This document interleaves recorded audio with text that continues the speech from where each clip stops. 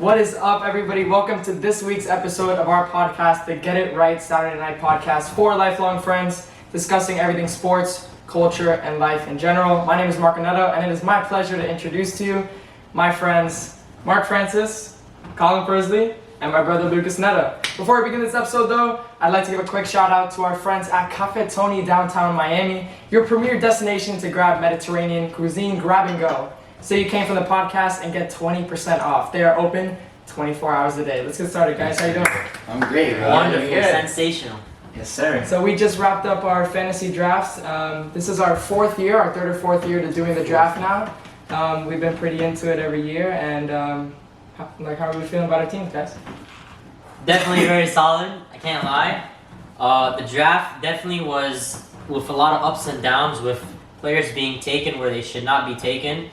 Like what? Aaron Jones in the first round, like bro, what? Okay. Tom Brady as a backup quarterback. I did choose Tom Brady as my backup pretty early on. I want to say like the 9th round, but we did have some more grave issues. We had a lot of Packers heavy choices by a couple teams. We had Hey, David, if you're watching this, my guy, I love you. Why? Like, your starting running backs are from the same team. So I guess he wants split reps. So basically he thinks Green Bay's gonna win every game. Yeah, he's got Aaron Rodgers, Aaron Jones, and AJ Dillon. Aaron Rodgers fine. Aaron Jones is good. AJ Dillon, Why? like he's not gonna play. I don't Shout know out Green Bay, man. If Green Bay can put together, win the NFC Championship. Then I'm looking here on his team, and to be honest with you, I would honestly take out AJ Dillon, and I would honestly put Dameon Pierce. Who the fuck is that guy? To be honest with you, right? But come on, like. Why? And you picked up George Kittle. Why would you pick up a backup in like the 9th round? Like, come on, man. He's a starting tight end. What do you mean? So this year, unlike other years, the last year was basically just the four of us, but we actually included some new members. Every year we've gained and lost a couple members. Yeah. And each year has its own battles. Last year, there was a bit of tension in the league as far as trades. Would you like to Elaborate on that, Mark? Alright, okay. Imagine you're trading Josh Allen, and in return, you're getting all of the Tennessee Titans, all of the Miami Dolphins, all of the Green Bay Packers, okay? Right? Bro, and then you don't end up winning. Like, come on. I said elaborate, not exaggerate. I'm not exaggerating.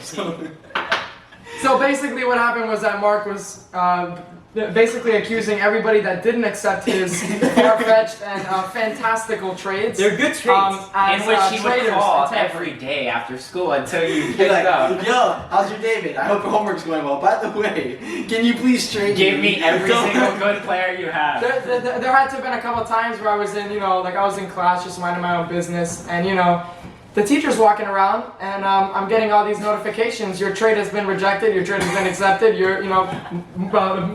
Master Big Pickle has requested my best player in exchange for my other best player. And he was convinced when pop off next week. But anyway, all right. So it's always interesting here in the Daddy's Only League. The league name has also evolved as well. It started out as Chupapi Miami, Hot Boys Only. Now we're on Daddy's Only. Evolution. Even our team names have evolved. Very much. We've had Dalvin and the Chipmunks, and then you had Master Big Pickle, and then you had XX Fantasy Master 69XX. Right? We've gone through different phases of our life in the past 4 years, but fantasy will never change. But let's go through our names, though. Oh yeah. So for me, I kept the same name because you already know PTC. Flight Team Stand Up. I'm flight team, but it's PH. Slow with PH for the Dolphins because big Dolphins fan. Yes, sir. So that's my name. Colin's always been a solid competitor. Never really any major problems with Colin in terms of trading or anything. Except that I never win. Except he was 10 but I with never his father lose. last year. That's true. That. You always start off pretty good. I start off good, and then Really Derrick good. Henry gets injured, and my entire team goes down. It's true, but that's fantasy. I drafted Christian McCaffrey. I had the curse. Colin had the curse this year, but I had the curse last year of having the first pick. I drafted the legendary CMC coming out of Division II, and he just exploding. Division One, sorry, I'm thinking of Cooper Cup, coming out of almost obscurity, and then he gets hurt, early in his. Well, I remember the first year in fantasy football is the year that I didn't know anything, and I pretty much picked who was pretty much projected the highest points. Just to give you guys an idea, my running backs were Dalvin Cook, Derrick Henry, and Christian McCaffrey. Okay, and that was the year Christian McCaffrey absolutely went off. The year after, I picked him again, and then you already know. Guy got crippled. I don't know what happened to him, but don't do that ever again. And Christian, that's messed up, bro. I don't appreciate you for that. Wait, who has Christian? Say your names. You guys. He went 15-2 that year, to give you some perspective. Yeah, and he didn't know what football was. Yeah, you didn't know. 15-2. Nobody has ever been able to come close to that. So what's your team name? My team name has stayed the same since the start. I don't know how I came up with it. We don't know how. I just tried to come up with the It's most iconic now. obscure name. It's Don Castagna the Boy. Yes, sir. Yes, sir. B-O-I. There is no context behind it. It is just a legendary name. Yeah. That's all. Crazy. What about yours? I've evolved a little bit, changed my names today. I believe I started out as Butterfingers, or that was one of my most recent ones. I had Miami Marquise at some point. I had Miami Marquise. I think that the Miami stayed pretty constant. I mean, I don't really want to say the fake name I have right now. It's not really the best, but I went from Miami Marquise. At the time of the draft, I was Butterfingers. I don't know why I chose that. I think because all his receivers. Oh, right. 2 years ago, because last year I had the Butterfingers name. 2 years ago, all my receivers had quite literally Butterfingers. So. Deontay Jones. Oh. At one point, I was Miami Disappointment because I was disappointed with myself. Every Sunday you were there. Every Sunday, ask Lucas. I was face flat on the couch. Just I don't think he even bothered to open the fantasy app. It's actually not downloaded on my phone anymore. He would be playing Master Big Pickle, and I would have probably 2 players playing. And they'd have 60 points, and he'd have all of his starting lineup, and they'd have 7. That's right. Mm-hmm. But hey, every year's a new year, baby. You never know. It's true. This year is primed to be another good one. And not to segue, but really quick. The NFL season starts in 3 days. Just 3 days. Thursday night. The Dolphins, they open up their season on 9/11 actually, just next Sunday. What are you guys thinking about, your early predictions? How do you think that not only the Dolphins are going to do, but, the league's shaping up this year? Well, personally, the Dolphins are winning the Super Bowl. Okay. You guys all too early know. Dolphins prediction from, flight team himself. Tua. Let me know when the Dolphins are 1-7 and tell me when. No. So what are we thinking about Tua? Let's start with Tua. Okay. Tua Tagovailoa, third year, he has the most pressure on the team. With captain, first time ever captain. Can I start off with this one? You can start. So I've been looking at some articles I've been reading about Tua and how other quarterbacks and other quarterback coaches have been kind of dissecting how he throws the ball.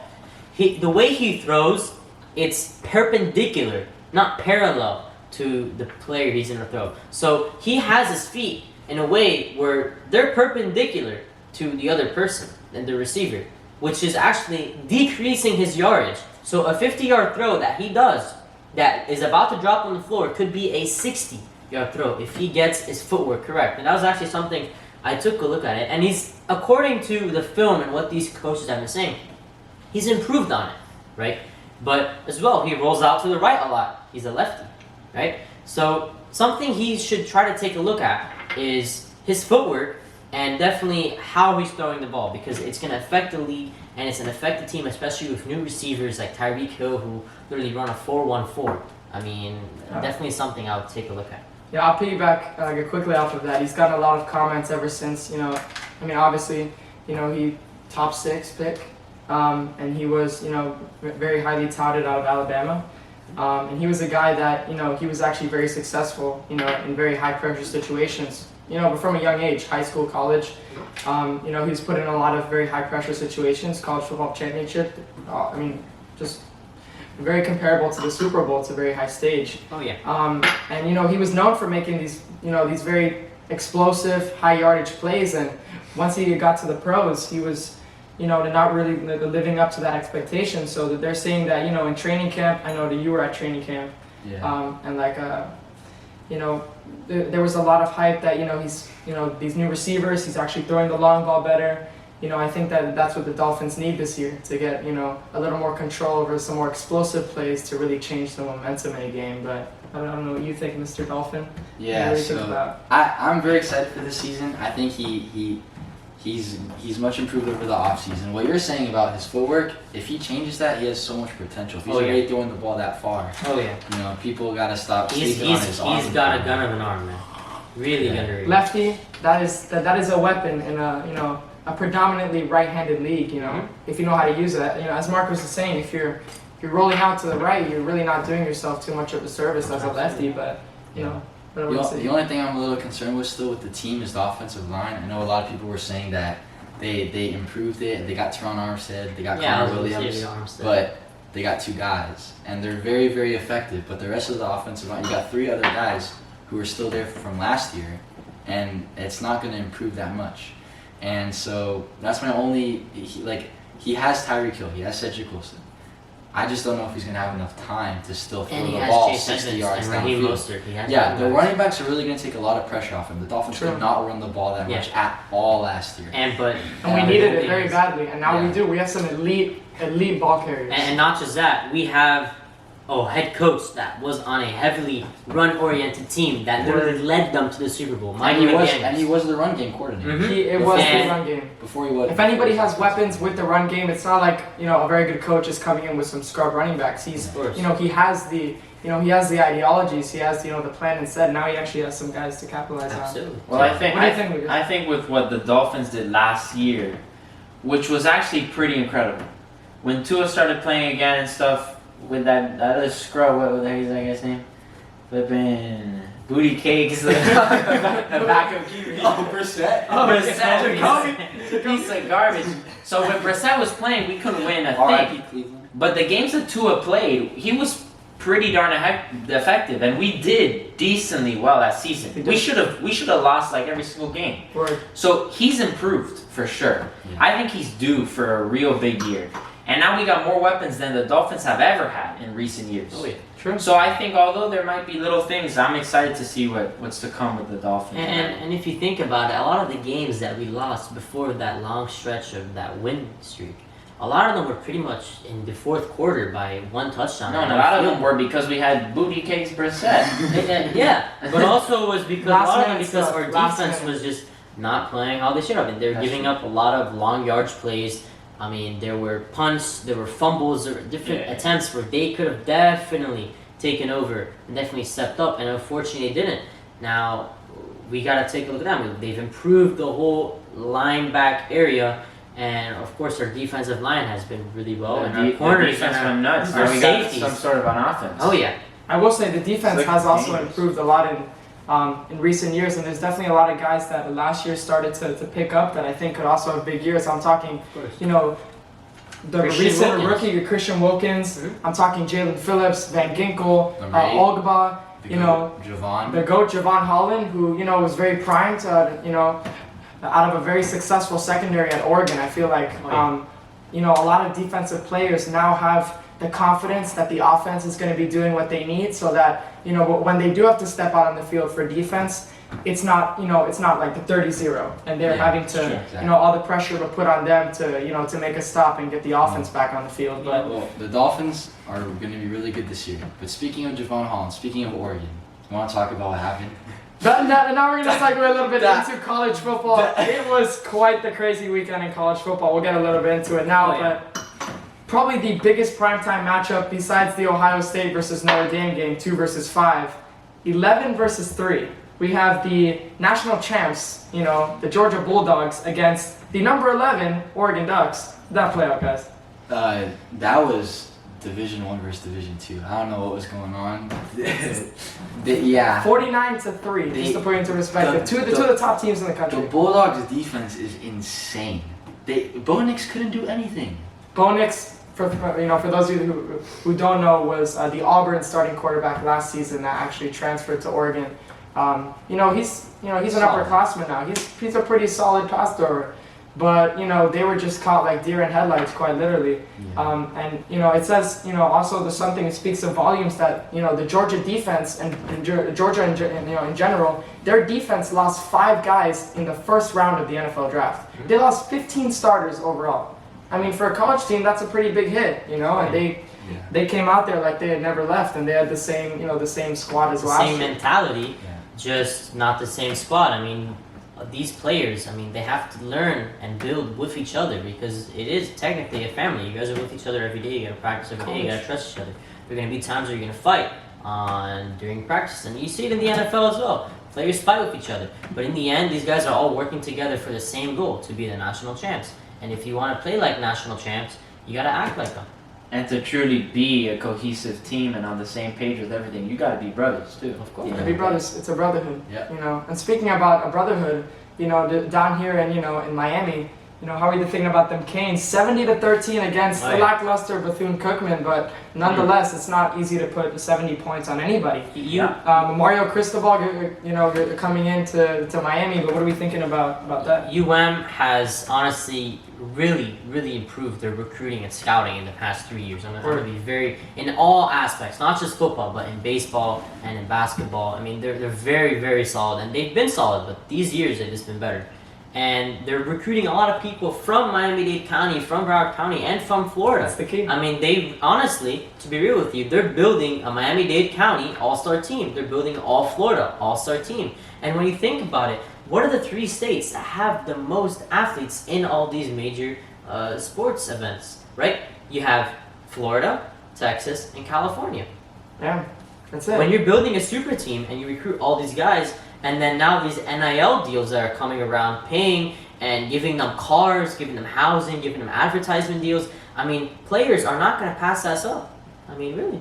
It's true. I think that in terms of, the college football now more than ever has become closer and closer to like a pro team. It's being run completely professional. Mm-hmm. I think especially the down in UM, as Mark was saying, when you have such talent in the Tri-County, I'm talking, Monroe, Broward, and Miami-Dade. When you have so much in West Palm, which is up north, you have so much talent there. Why would you be trying to go outside when you have those guys in your backyard? They have UM football. Already has so many commitments from local guys that are tearing it up in high school already. The Washington brothers at Palmetto are tearing it up. Oh yeah. Those are 4 stars. They're attracting top caliber talent because of not only this new coaching change, but they want to stay at the crib. Why would you want to go? To Ann Arbor, Michigan, where you're freezing like 6 months out of the year when you could stay at the crib. Of course. Yeah, but you get nice uniforms. You do get some clean uniforms. You do get some clean. Hopefully, the stadium deal. Tropical Park. Have you guys heard about that? Mm-hmm. New UM Stadium proposed to be at Tropical Park. Us Westchester gang, we're not too happy about that with the traffic. The new proposal is to convert right between the 2 lakes at Tropical Park. A massive stadium. It's going to be the same designers as SoFi Stadium. It's going to be like a floating screen around. It's going to look like it's a huge atrium.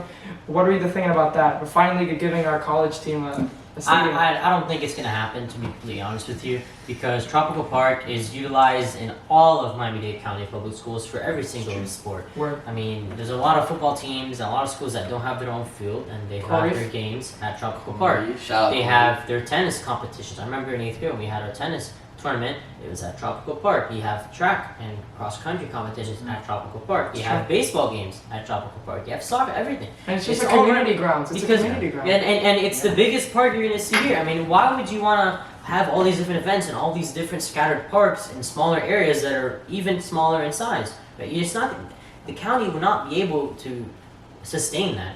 And honestly, with the idea of building that in Tropical Park, I don't think it'll work. And honestly, if they build it in Coral Gables Senior High School, I think that's so much better. But again, I don't think that's going to happen anytime soon. In my opinion, I think they're going to have to build it more down south. We're looking forward to the success of UM, and we'll see if their stadium actually does come to fruition in the next couple of years. Now to segue really quickly into FSU, who had a great showing yesterday. Our resident FSU insider, Colin Fursley. But what do you think about that game? It was actually against LSU, 24-23. But what do you think about it, Colin? Yeah, well, go Noles. I was very excited about that game. A little nervous going into it, I'm not going to lie. But, Brian Kelly struggles a little bit against FSU, and that was a great game. Jordan Travis blew me away. That was the best game I think he's ever played. He played really, really well. Pokey Wilson, great catch on that touchdown. That was amazing. And the ending, that probably, in my opinion, was the best college football game of the week. What do you think? I think just based on the highlights that I saw, a tie game pretty much, or like up 24-23, and then to block an extra point is not easy, especially with with that much pressure. Doesn't you know a lot about you don't see that very often. So something like that's happened in a whirlwind last second. The mentality of the team. It's never giving up. They were gonna punt the ball, and then they got it back, and then they lost it again, and then they got scored against, and it's going to go to overtime, and that defense was tired at the end. They could not stop the LSU offense. So that was a much-needed blocked kick. And FSU has a history of blocking kicks. I don't know if you guys remember. I think it was 2015, 2016. They were playing UM in Miami with that hostile crowd. You know about that UM crowd. And they blocked the extra point at the end of the game, and they won 20-19 by 1 point again. It's the same exact thing with DeMarcus Walker. FSU hasn't been, the best, since the Jameis Winston era when they were, at the top of the polls. But this is a really good showing against a solid LSU team with the new coach Brian Kelly. Yeah, so this is all good.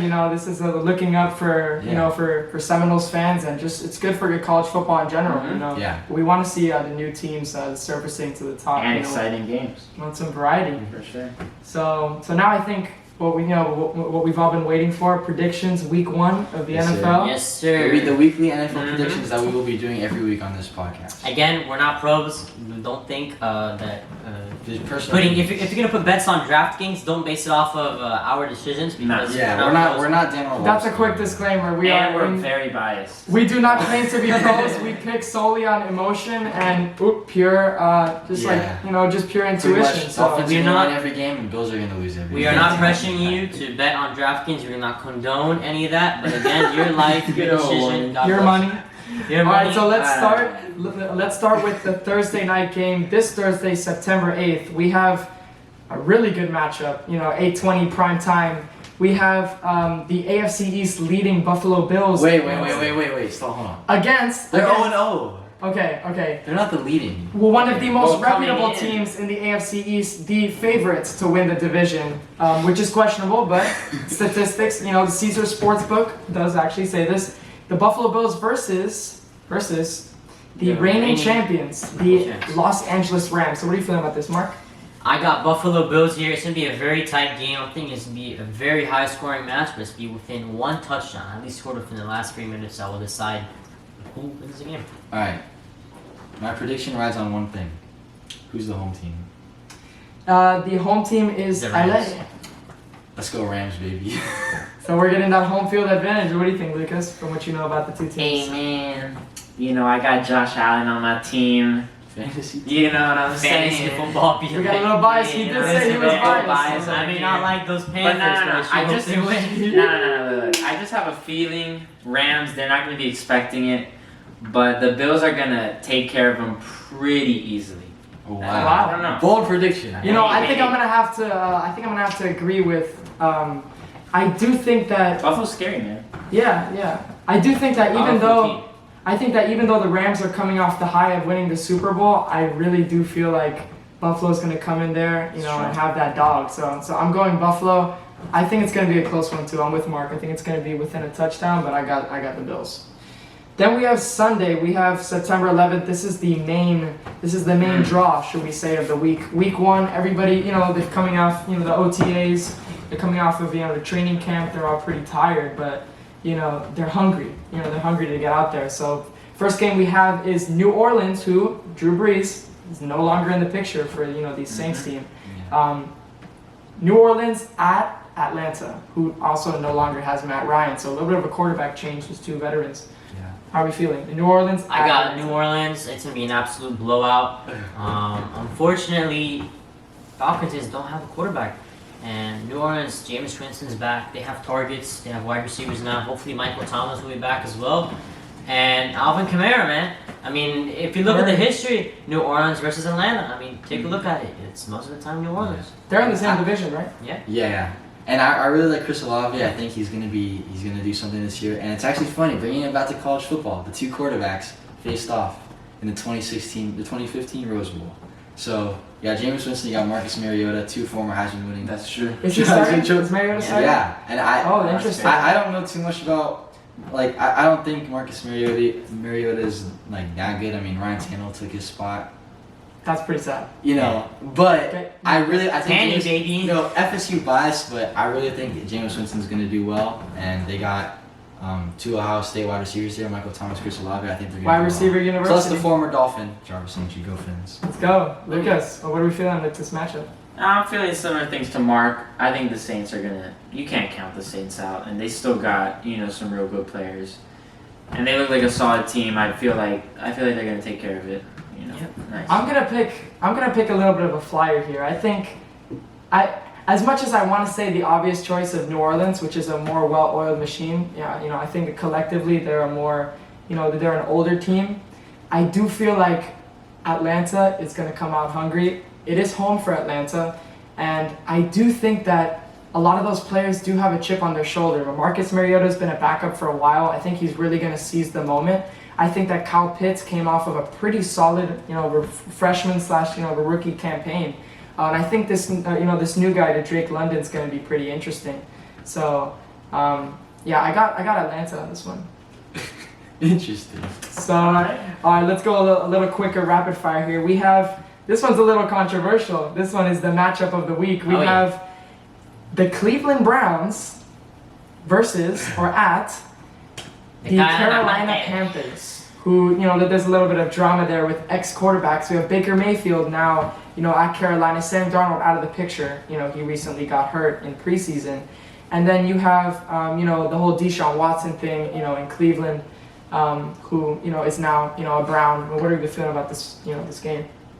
Nice and easy. Carolina Panthers, blowout, boom. Yeah, I agree. I think the Panthers are going to win this game. Although it would have been more fun if it was at Cleveland. That would be great. Yeah, but I got the Panthers. Panthers easy. Yeah, I'm going to have to go with the Panthers. I think CMC is going to explode. He's hungry to be back. Let's see. Next, we have the San Francisco 49ers, who are starting their. By the way, I got CMC. He does have CMC. I got DJ Moore. He has CMC in fantasy. DJ Moore. We got Let's see. So we have the San Francisco 49ers, who are who is starting Trey Lance, not Garoppolo, who was their they're the D2 flyer out of the North Dakota State.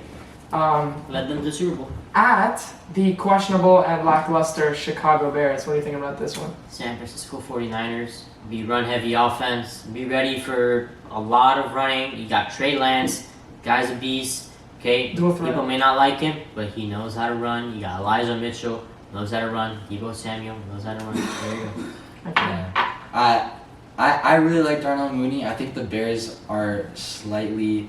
He has Darnell in fantasy.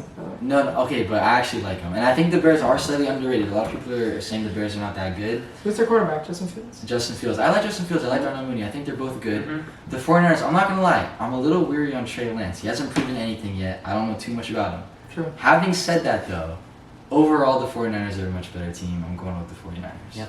Word, Lucas? Yeah, I'm going with the 49ers too, but I don't think it's going to be that easy.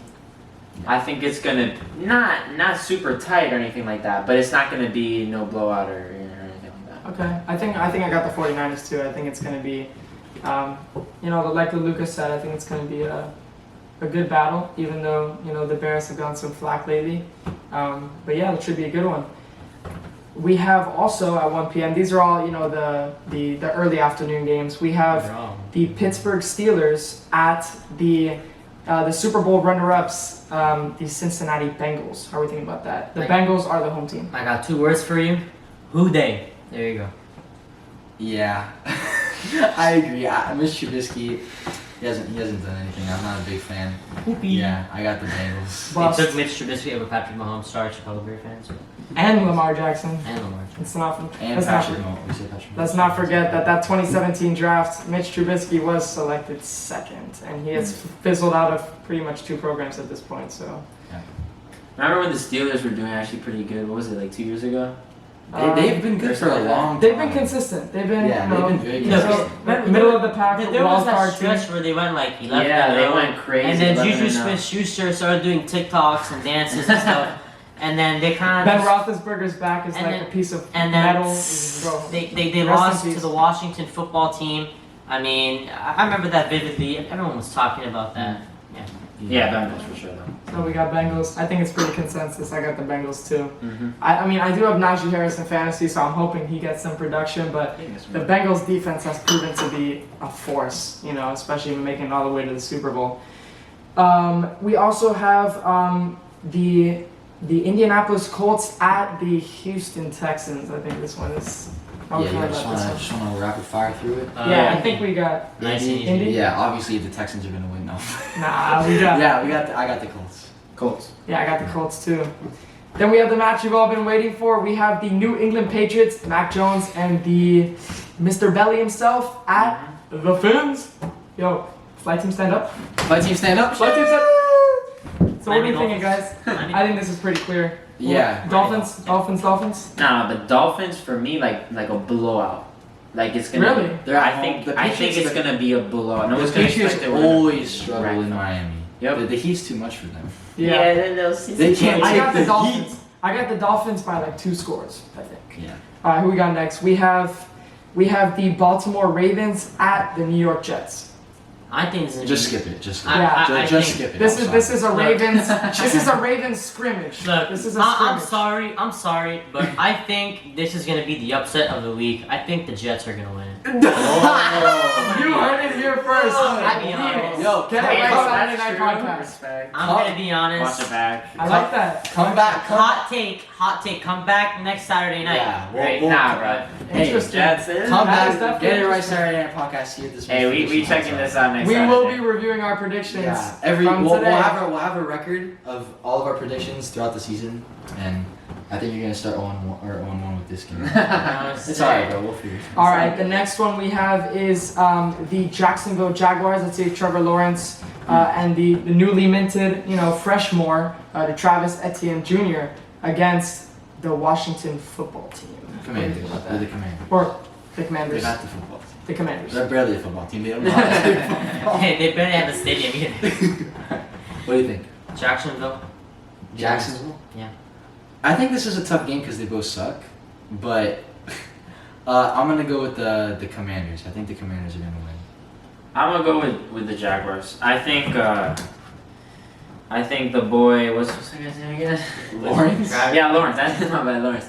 I think Lawrence is due to have a decent season, or at least a better season than last year. So I think it's looking up. I got the Commanders. I think Jacksonville still has some holes, even though they have, they've improved a little bit, but I still think they have some stuff to figure out.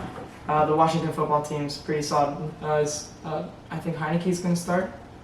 No, Is Wentz. he? Wentz? Carson Wentz. Oh, Carson Wentz. Yeah. I think he has a chip on his shoulder. I think he'll be able to bounce back. Next we have, now we're going to segue into our 425 games. We have the New York Giants with Poopy Daniel Jones against the Tennessee Titans. This is at Tennessee. Wrap. Tennessee. Yeah, I think the King is going to take this one to the throne. Got Derrick Henry and the Titans. I got the Titans. Yeah. I got Titans as well. Then we have a pretty good game. We have the Kansas City Chiefs without Tyreek Hill now and a couple other weapons at the Arizona Cardinals. This is a tough one. That's a really tough one. Yeah, I go Kansas City here. I'm still going Kansas City. I really got trust Kansas Kansas City. City. Even though I think- Arizona is a... I think an Without underrated D-Hop? pickup this offseason is Juju. I really like Juju, and I think losing Tyreek is not gonna, he's not going to make up for Tyreek, but he's still a really solid receiver. And the Cardinals have had a lot of offseason drama. I got the Word. Chiefs. You're right. Yeah. Yeah, that's fair. I mean, the Chiefs, I feel like, should win that game, but I don't know. Something's telling me I'm going Cardis. All right. The next matchup that we have is a very controversial one. They've actually met a couple times in very high-pressure games, particularly the wild card. We have the Las Vegas Raiders at the Chargers. What are you thinking? That's a good. This is a really tough That's game. a good game. These are both Raiders middle-of-the-pack teams, usually 9-8, 8-9. at the season's end. So this is a tough one. Raiders, I mean, a lot of good additions. Also, Chargers just keep flying. They're going and going. I mean, they're kicking, but I gotta take the Chargers here. It's gonna be a really good match, high scoring, but I think the Chargers are gonna. Yeah, I agree. I think the Chargers are gonna win as well. My heart wants the Chargers, so I'm going for the Chargers. I think Justin Herbert, Keenan Allen, his on goons. that card, don't you? I think they're good, but I think Keenan Allen come back. I think I'm gonna take Las Vegas on this one. I think that I saw them up close in the preseason game against the Dolphins, and that wasn't all their first stringers, but I think that they do have some good pieces. I will say they have an ex-Pro Bowl punter. I think he put them in really, really good.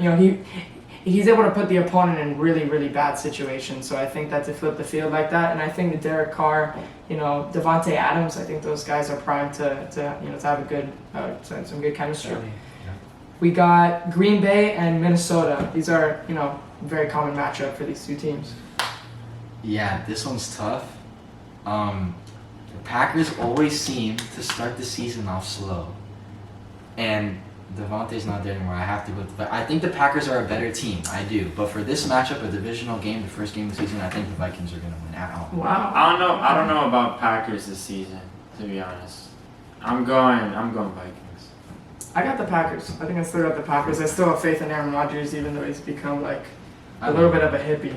I'm gonna go with Green Bay because probably Aaron Rodgers is still playing while on perks. So again, I mean, I hope Minnesota does well. I got Dalvin Cook, but hey, I have Justin Jefferson as my wide receiver 1. So actually they do have some good weapons. You can't sleep on the Vikings. And we also have Tampa Bay and the 45-year-old Tom Brady, the GOAT, at Dallas, who has a lot riding on them after their delay of game at the end of last year, to move on in the playoffs. They definitely have a chip on their shoulder. What are we thinking? Dallas, Tampa Bay? I got Dallas here. It'd be a really nice match, but I don't think Tampa Bay is ready yet. I mean, Tom Brady was gone and then came back. They're just not ready. They don't have that team connection yet. The Cowboys have a lot of pressure on them. Home Sunday night, first primetime game besides the Thursday night one. This one's tough too, but Tom Brady hasn't been with the team. Chris Godwin's injured. I'm gonna go with the Cowboys. So. Yeah, I don't really know how much Bucks can do. You can never count Tom Brady out, but I don't know. I'm going with the Cowboys. I got the Bucks on this one. I think that Dallas definitely has a lot to prove, and they have a lot of pressure from the front office, but I just think that they can beat pretty much anybody at this point. I think they're a really solid team. Their defense, specifically their line, is really, really solid. And then we have our Monday night game, 8:15, also prime time. We have Russell Wilson making his Denver Broncos debut at his former team, the Seattle Seahawks. What are you feeling about this one, guys? Yeah, this is that Monday night game, that primetime game everybody's looking forward to on a weekday. Yet I don't think it's going to be very exciting. I mean, that 12th man might push the Seahawks a little bit, but they're not good. They're not a good team. I got the Broncos. Yeah. I got the Broncos as well. I think it's just going to be your basic Monday night game, but definitely it's going to be, I think, a lot of run heavy. I'm going to be honest with you.